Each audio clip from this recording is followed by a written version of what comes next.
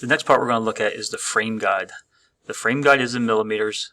Using our fillet tool will be one of the keys here. We do have some casting fillets that are a radius of 2, but rounding off these two upper corners and these two corners out here, the fillet tool will work very well. There is a tolerance for this diameter hole and a radius for this outer arc. This hole typically gives some students problems. You can't sketch on a curved surface.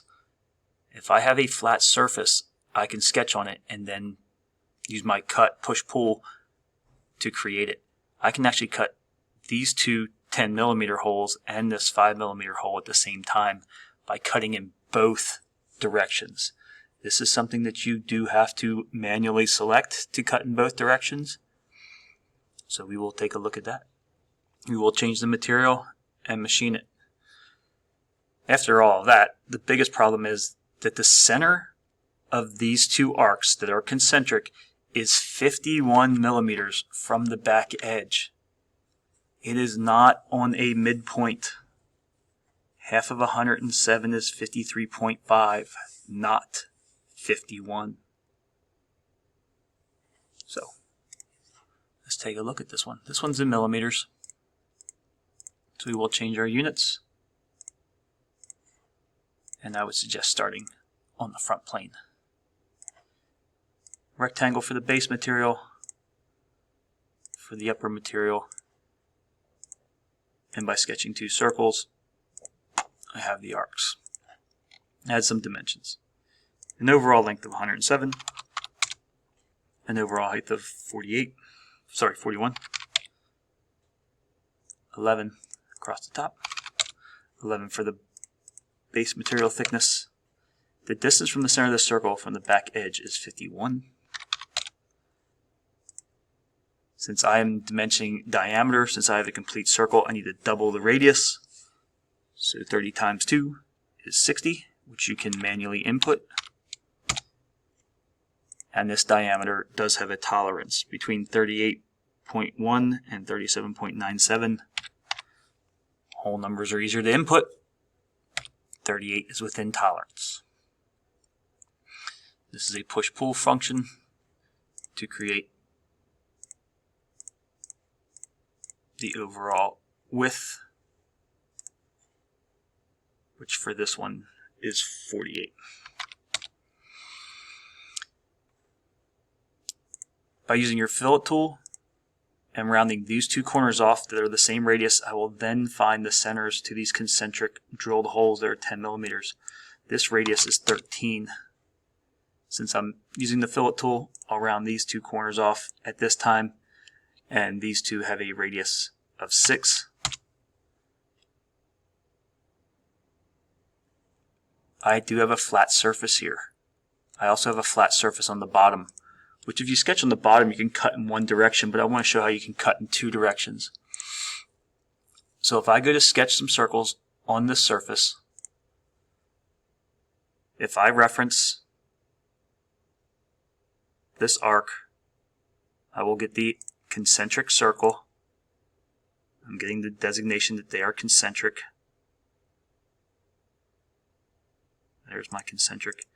These are both 10mm. I'm going to need something to guide the placement for the circle. It's not on plane. So if I find a midpoint and draw a line, I know that this line has a distance from this back edge in of 51. That is just to set the center of this 5mm drilled hole. So now I have 3 holes that I want to cut, but I have to cut in both directions. So if I go to a push-pull function, when I select all 3 bodies, initially I'm only cutting in one direction. So I have to tell it that I want to cut in 2 directions. And I can just bring this all the way through out the top and the bottom and make sure that my operation is a cut. It is. Okay. All those holes are cut. I do have a slotted feature here on the back, which I do want to sketch a combination of a rectangle and a circle. Should make this happen pretty easily. The dimension is measured from the bottom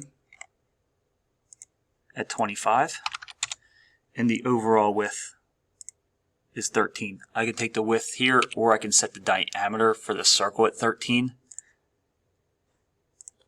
Either way, you're going to get the same diameter or the same width, and I do need to keep it centered, which would be a distance of 24.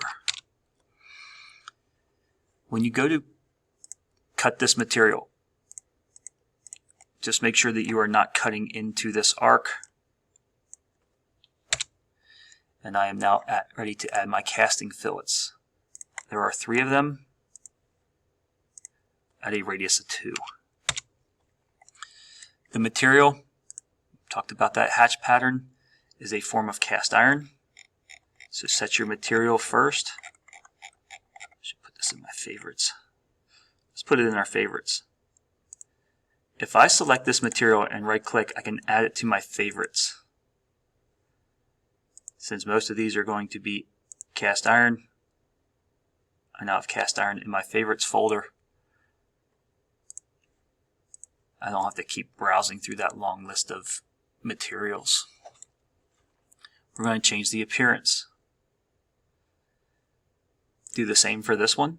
We've been using this polished iron. I can right click and add it to my favorites. So instead of searching every time, I can come right to my favorites folder. Here is polished iron. I'm on my faces. Yes, I can come in and choose individual faces,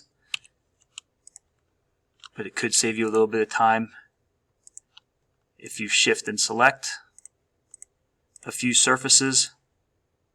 If you get better, if you let go and then hold in shift to orbit, you could then come back to shift to select more surfaces in order to change them more surfaces at one time. I still have quite a few that are not changed.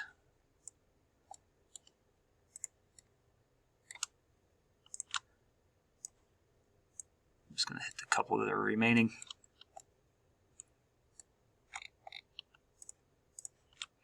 These are polished or machined, and the 2 here on the bottom. So I have that texture from the cast surface and the polished for the machined surfaces.